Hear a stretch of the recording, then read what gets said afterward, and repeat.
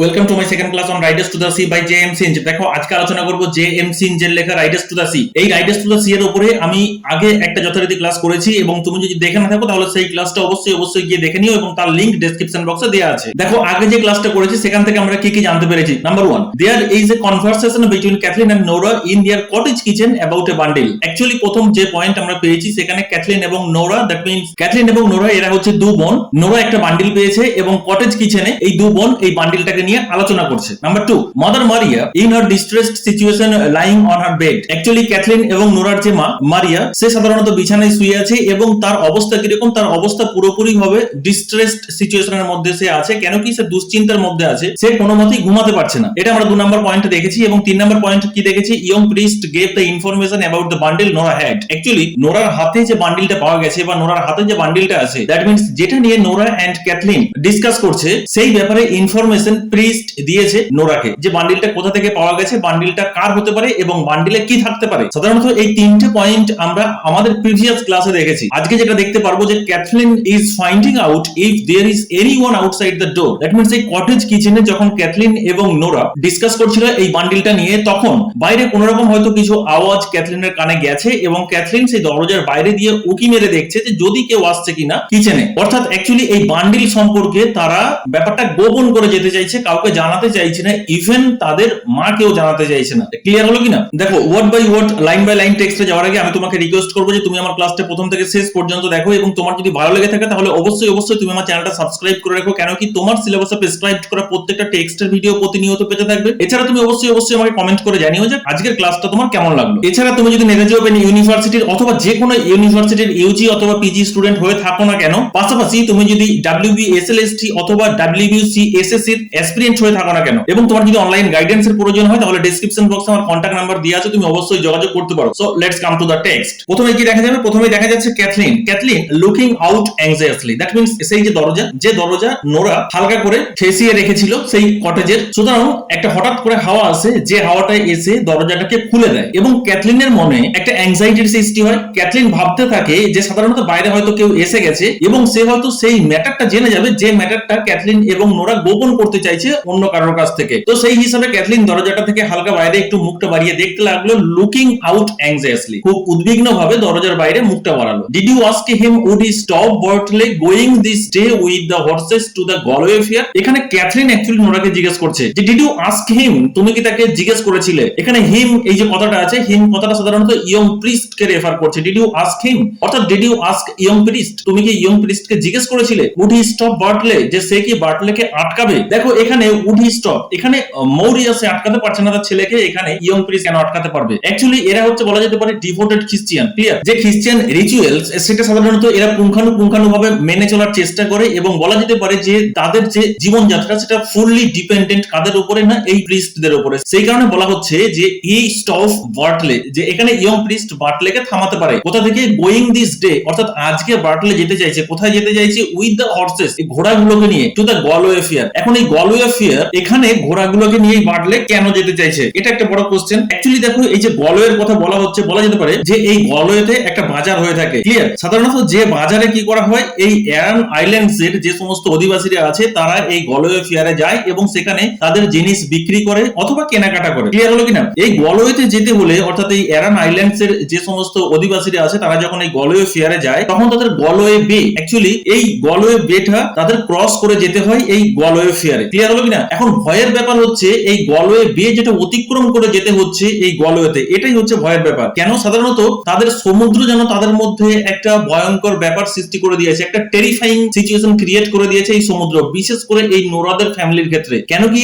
এতদিন পর্যন্ত যেই সমুদ্র পথে যাত্রা করেছে কিনা সে আর ফিরে আসেনি। ক্লিয়ার? এই কারণে সাধারণত এই ক্যাথলিন বা মৌরিয়ার ফ্যামিলি আর চাইছে না যে তাদের ফ্যামিলির কেউ সাধারণত আর সমুদ্র যাত্রা করুক। ক্লিয়ার? সেই কারণে এই ডায়লগে এটাই পরিষ্কার, did you ask him would he stop Bartley going this day with the horses to the Galway fair? Actually এখানে ইয়ং প্রিস্ট, তুমি কি তাকে জিজ্ঞেস করেছিলে যে সে কি বার্টলেকে আটকাবে যাতে সে হর্স নিয়ে গলওয়ে ফেয়ারে না যায়? দ্যাট মিন্স এখানে বার্টলে তার ঘোড়াগুলোকে বিক্রি করতে যাচ্ছে কোথায়? গলওয়ে ফেয়ারে। ক্লিয়ার হলো কিনা? এরপরে নোরা কি বলছে ক্যাথলিনকে? I won't stop him says he. Actually young priest says, এখানে ইয়ং প্রিস্ট কি বলেছে? আই ওয়ন্ট স্টপ হিম, আমি তাকে কোনো মতেই ভাবে আটকাতে পারবো না, but let you not be afraid. কিন্তু নোরা, তোমাদের কোনো মতেই অ্যাফ্রেড বা ভয় পাওয়ার কারণ নেই, কারণ হচ্ছে hertz herself does be saying prayers half through the night। এখানে herself means মারিয়ার কথা বলা হচ্ছে মারিয়া অর্থাৎ বার্টলেট যিনি mother, that means Nora and ক্যাথলিনের যিনি মাদার, তিনি কি করবেন, তিনি তার ছেলের জন্য অলমাইটি গডের কাছে প্রেয়ার করবেন। ক্লিয়ার হলো কিনা? দেখো এই যে prayer half through the night, that means এখানে বার্টলেট তার ঘোড়াগুলোকে বিক্রি করতে যাবে গলওয়ে ফেয়ারে, এবং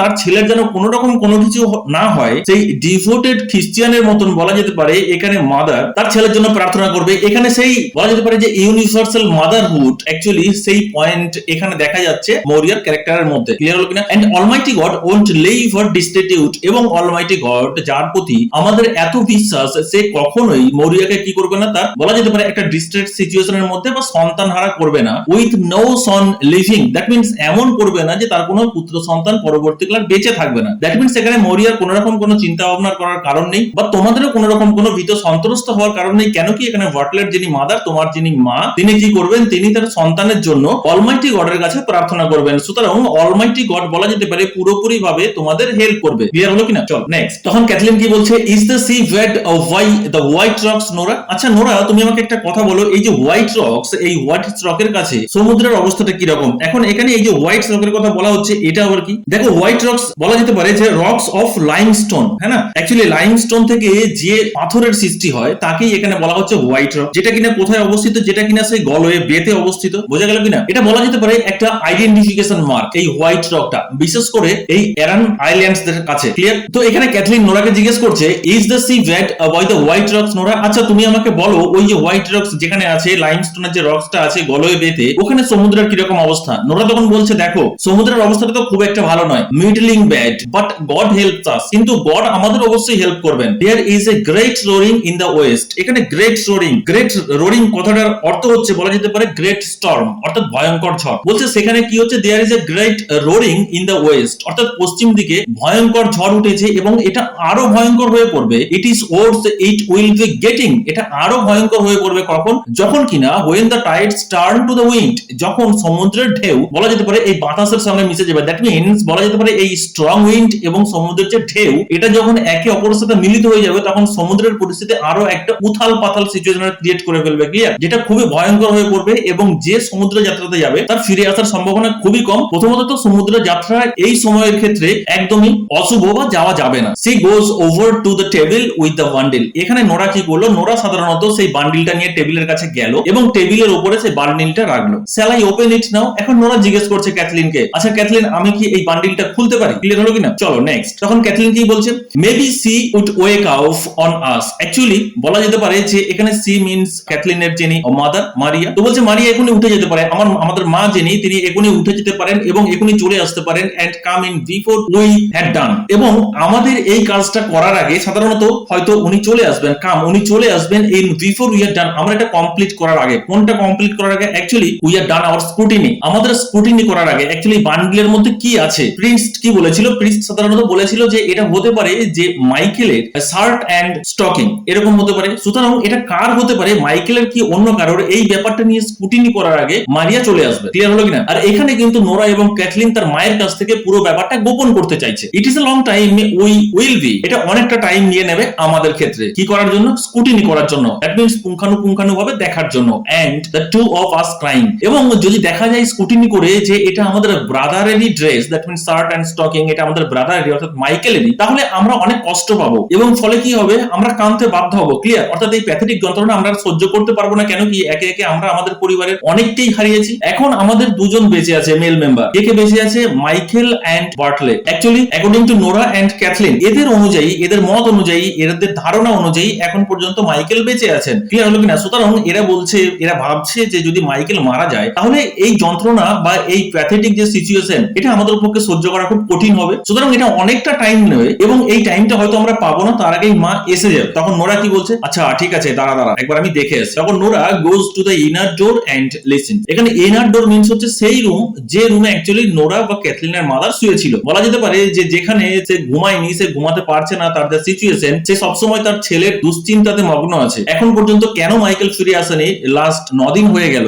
এখনো ফিরে আসেনি, সে কোনো মতেই ঘুমাতে পারছে না, তার মধ্যে একটা অস্থির সিচুয়েশন ক্রিয়েট হয়ে গেছে। ক্লিয়ার হলো কিনা? তো সে কি করছে, দেখা গেছে আগে যে সে বিছানার উপরে এপাশ ওপাশ করছে। বোঝা গেল কিনা? এবং এখানেও দেখা গেছে যে সাধারণত এই ক্যাথলিন এবং নোরা এরা একটা জায়গায় বলছে যে অন্তত গড যেন তাকে হেল্প করে, সে একটু ঘুমাতে ঘুমাতে পারে, এর ক্ষেত্রে যেন গড একটু হেল্প করে। তো এরকম একটা ব্যাপার দেখা গেছে। তো এখন এই কারণে নোরা বলছে কি বলছে যে দাঁড়াও একবার আমি দেখে আসি, গোজ টু দ্য ইনার ডোর। আর তারপরে সে নোরা গেল ইনার ডোরের কাছে, দ্যাট মিন্স যেখানে মারিয়া শুয়েছিল, এন্ড লিসেন্স এবং শুনতে চাইছে যে তার মা ঘুমিয়েছে কিনা, না এখনো এই বিছানার উপরেই এপাশ ওপাশ করছে। Clear? She is moving about on the bed. তখন নোরা বলছে যে এখনো কিন্তু মা বেডের উপরে এপাশ ওপাশ করছে। ক্লিয়ার? অর্থাৎ রোল করছে। She will be coming in a minute. এক্ষুনি হয়তো মা চলে আসবে, আমাদের আওয়াজ শুনে এক্ষুনি হয়তো মা চলে আসবে। ক্লিয়ার হলো কিনা? চলো নেক্সট। তখন ক্যাথলিন কি বলছে, give me the ladder. Note this dialogue. এখানে অ্যাকচুয়ালি ক্যাথলিন এবং নোরা এই বান্ডিলটা লুকাতে চাইছে তার মায়ের কাছ থেকে, প্রথম থেকেই লুকাতে চাইছে এবং এখনো এই পুরো ম্যাটারটাকে সিক্রেট রাখতে চাইছে। এই জন্যই ক্যাথলিন বলছে যে give me the ladder Nora. Nora আমাকে তুমি ল্যাডারটা দাও, I will put them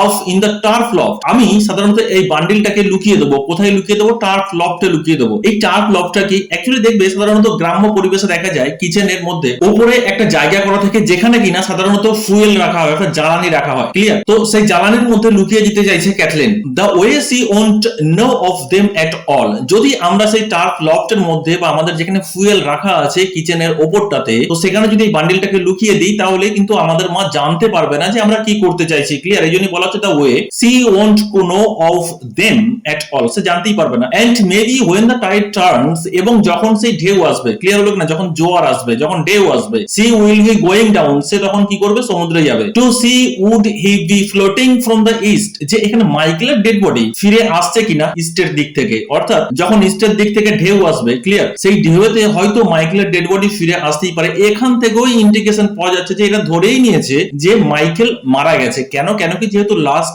9 days মাইকেলের কোনো দেখা পাওয়া যায়নি, কোনো খবর পাওয়া যায়নি, কোনো ইনফরমেশন পাওয়া যায়নি, উপরন্তু মাইকেল তো আসেইনি। তো ক্লিয়ার? তো ধরেই নিয়েছে এরা যে সাধারণত মাইকেল মারা গেছে। তো এখানে দেখো বলা হচ্ছে she will be going down. That means এই কথাটার মধ্যে প্রকাশ পাওয়া যাচ্ছে বা বোঝা যাচ্ছে যে সাধারণত মাইকেলের মা, দ্যাট মিন্স ক্যাথলিন এবং নোরার যিনি মা অর্থাৎ মারিয়া, উনি প্রতিদিন সাধারণত সমুদ্রে যেয়ে থাকেন, সমুদ্রের তীরে যেয়ে থাকেন যে যদি মাইকেলের ডেড বডি ভেসে আসে। Clear? They put the ladder against the gable of the chimney. Actually এখানে কি করলো তারা? সেই ল্যাডার, সেই সিঁড়িটা, সেই মইটা, যেটা আমাদের গ্রাম্য ভাষাতে বলা হয় থাকে মই, আবার পাশাপাশি একটু ভদ্রভাবে বললে যেটাকে বলা হয় থাকে সিঁড়ি। তো they put the ladder against the gable of the chimney. তো এখানে চিমনির সাথে কি করলো তারা? সেই সিঁড়িটা লাগিয়ে দিল। আর এখানে গ্লেভ কেন কি এখানে গ্লেভ মিন্স হচ্ছে একটা রেক্টেঙ্গুলার সাইজের একটা জায়গা যেখানে কিনা সেই ফুয়েল গুলো রাখা আছে। Clear? Kathleen goes up a few step.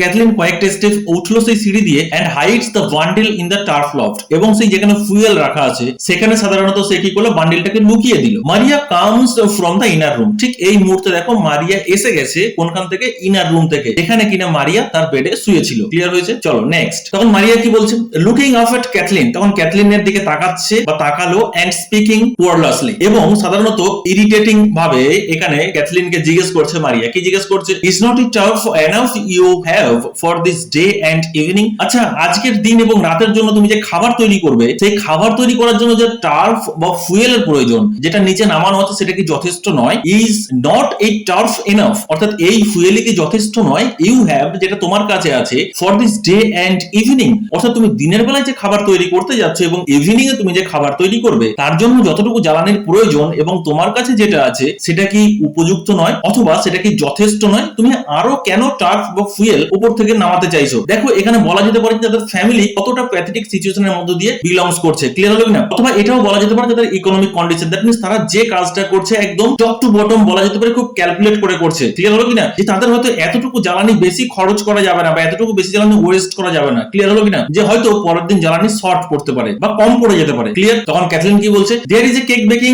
At the fire for a short pace. That means এখানে এই যে শর্ট পেসের কথা বলা হচ্ছে, তো এখানে শর্ট পেস মিন্স হচ্ছে শর্ট টাইম, অর্থাৎ অল্প সময়ের জন্য একটা কেক তৈরি করতে হবে। Cake baking. ক্লিয়ার হলো কিনা? একটা কেক তৈরি করতে হবে এট দ্য ফায়ার, অলরেডি যেটা আমি শুরু করে দিয়েছি। আর সেই সময় কি করলো? এই কথাটা যখন বলছে সে তখন ওপর থেকে একটা ফুয়েলের বান্ডেল নিচে ফেলে দিল, জ্বালানির bundle, throwing down the turf, and Bartley will want it. তারপরে কি বলছে? সেই জ্বালানিটা ফেলতে ফেলতেই বলছে বার্টলের এটা প্রয়োজন হবে। এখানে ইট মানে সেই কেকটার কথা বলা হচ্ছে, যে কেকটা তৈরি করে দিতে হবে। তার কারণ ওয়েন টাইড টার্ন, যখন টাইড আসবে অর্থাৎ ঢেউ যখন আসবে, জোয়ার যখন আসবে, ইফ হি গোজ টু কনেমারা, যদি এখানে বার্টলে কনেমারাতে যায়। অ্যাকচুয়ালি এই যে কনেমারার কথা বলা হচ্ছে, দেখো তোমাদের আমি প্রথমেই বলেছিলাম সেটিংসে যে কনেমারারও একটা সেটিংস আছে। ক্লিয়ার? এখানে কনেমারাটা কি? সাধারণত এটা বলা যেতে পারে যে eastern division of the county of Galway. Clear? অর্থাৎ গলওয়েরই একটা পার্ট বলা যেতে পারে, একটা সাইড যেটা কিনা পূর্ব দিকে অবস্থিত, ইস্টার্ন ডিভিশন। ক্লিয়ার হলো কিনা? এটা বলা যেতে পারে এটা হচ্ছে centre. It is the centre. কিসের centre? It is the trade centre of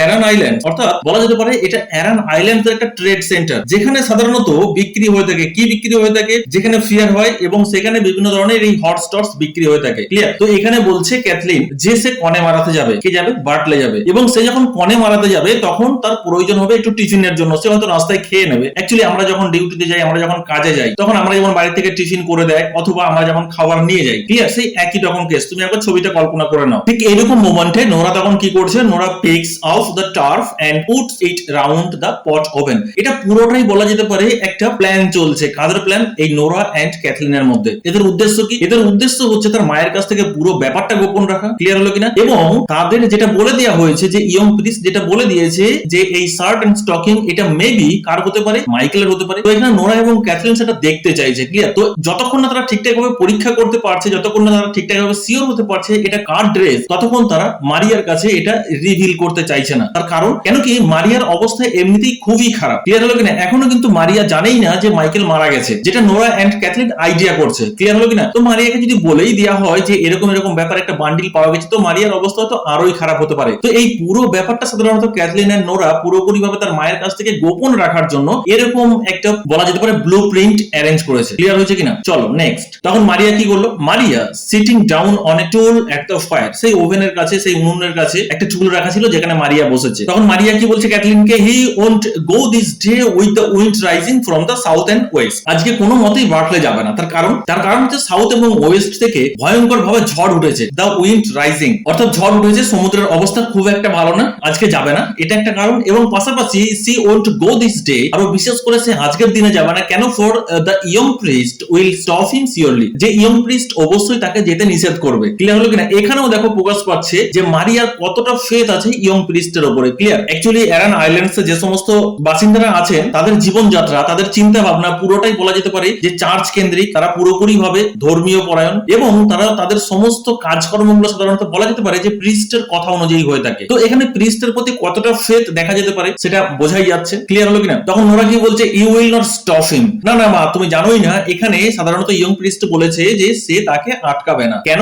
কি I heard Eamon Simon, Stephen Pheety and Colum Shawn saying he would go. Actually এই যে এমন সাইমন বলা হচ্ছে, স্টিফেন পিথি বলা হচ্ছে, কোলামসন, এরা হচ্ছে সাধারণত এই নোরাদের প্রতিবেশী, যে এরা সকলেই যাচ্ছে। ক্লিয়ার হলো কিনা? সুতরাং বার্টলে একা একা যাচ্ছে না। এদিক থেকেও বলা যেতে পারে প্রিস্ট কোনো মতেই বার্টলেকে আটকাবে না। ক্লিয়ার হয়েছে? তখন মারিয়া বলছে, আচ্ছা সবই না হয় হলো, তাহলে তুমি আমাকে এখন বলো যে বার্টলে কোথায় আছে, হোয়ার ইজ হি হিমসেলফ, সে এখন নিজে কোথায় আছে। ক্লিয়ার হলো কিনা? চলো নেক্সট। তখন নোরা কি বলছে, he went down to C would there be another boat sailing in the week. Actually Bartley কোথায় গেছে? সে সমুদ্রের তীরে গেছে, সে দেখতে গেছে যে এই সপ্তাহে আর কোনো বোট যাচ্ছে কিনা। কোথায়? সাধারণত সে গলওয়ে ফিয়ার, কনে মারাতে যাচ্ছে কিনা। And I am thinking it won't be long, that means এখানে লং মিন্স লং টাইম, এবং আমার মনে হয় এটা বেশিক্ষণ টাইম লাগবে না, till he is here now, সে এখনই হয়তো ফিরে আসবে। দ্যাট মিন্স সে অনেকক্ষণ গেছে, বলা যেতে পারে সে এখনই ফিরে আসবে, তার ফিরে আসতে বেশি টাইম লাগবে না। অথবা এটাও বলা যেতে পারে যে সে এখনই গেছে এবং এখনই চলে আসবে, জাস্ট সে খবরটা আনতে গেছে যে এই সপ্তাহে কোনো বোট গলওয়ে ফিয়ারের দিকে যাচ্ছে কিনা, ক্লিয়ার, অথবা কনে মারার দিকে যাচ্ছে কিনা। কেন কি সাধারণত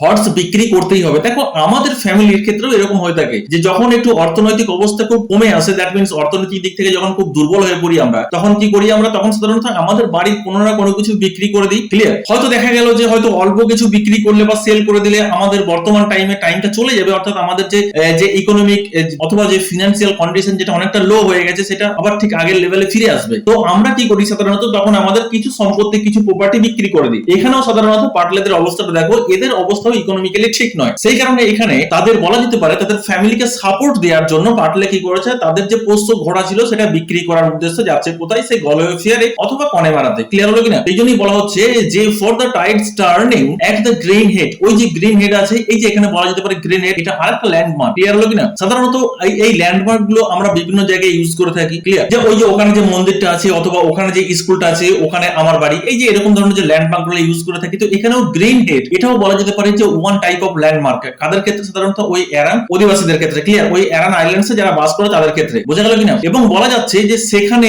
ওই টায়ার্ড আছে। তো এখানে বলতে চাইছে এট দ্য গ্রিন হেড, ওই যে গ্রিন হেড আছে একটা রক, যেটা কিনা ওপরটা তোমার হচ্ছে গ্রিন গ্রাস অথবা গ্রিন ভেজিটেশনে কভার্ড আছে। তো সেই জন্য একে বলা হচ্ছে গ্রিন হেড।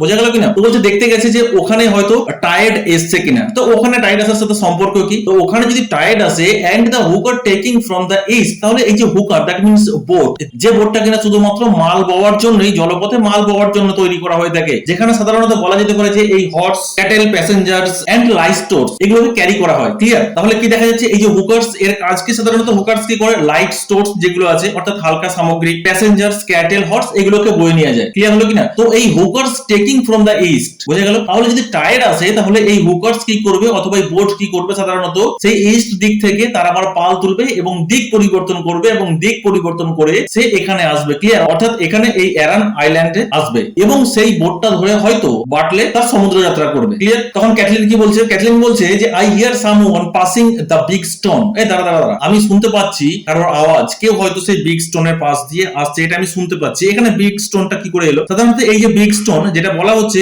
এই বিগ স্টোনটা বলা যেতে পারে যে lying near the cottage of মারিয়া, অর্থাৎ মারিয়ার যে কটেজ আছে সেই কটেজের পাশে হয়তো একটা বড় স্টোন পড়ে আছে এবং তার পাশ দিয়ে যদি কেউ হেঁটে যায়, নরমালি হেঁটে গেলে যে আওয়াজ হয় জঙ্গলের মধ্য দিয়ে হেঁটে গেলে অথবা কোনো আবর্জনা পড়ে থাকলে হেঁটে গেলে যে খসখস আওয়াজ হয়, তো এখানে সাধারণত ক্যাটলিন যেন বুঝতে পারছে যে ওই বিগ স্টোনের পাশ দিয়ে কেউ হেঁটে আসছে এবং এই বিগ স্টোনটা সাধারণত এই মারিয়ার যে কটেজ আছে বা যে কিচেনটা আছে তার পাশেই অবস্থিত। ক্লিয়ার? তখন নোরা কথাটা শোনার পর বাইরের দিকে দেখছে, লুকিং আউট। তখন কি বলছে Nora? He is coming now and he is in a hurry. এখানে হারি মিন্স বলা যেতে পারে হাসতে। ক্লিয়ার? খুব স্পিডি। তো এখানে বলছে হি ইজ কামিং নাও, আচ্ছা বাটলে চলে এসেছে এন্ড তাকে খুব ব্যস্ত দেখাচ্ছে। হি ইজ ইন এ হারি, তাকে খুবই ব্যস্ত দেখাচ্ছে। ক্লিয়ার? আই থিংক আজকের ক্লাস সম্পর্কে তোমার কোথাও কোনো রকম ডাউট নেই, থাকতেই পারে ডাউট কোথাও না কোথাও। যদি ডাউট থেকে থাকে তাহলে অবশ্যই আমাকে কমেন্ট করে জানিও, আমি আমার নেক্সট ক্লাসে তোমার ডাউট ক্লিয়ার করার চেষ্টা করব। Thank you.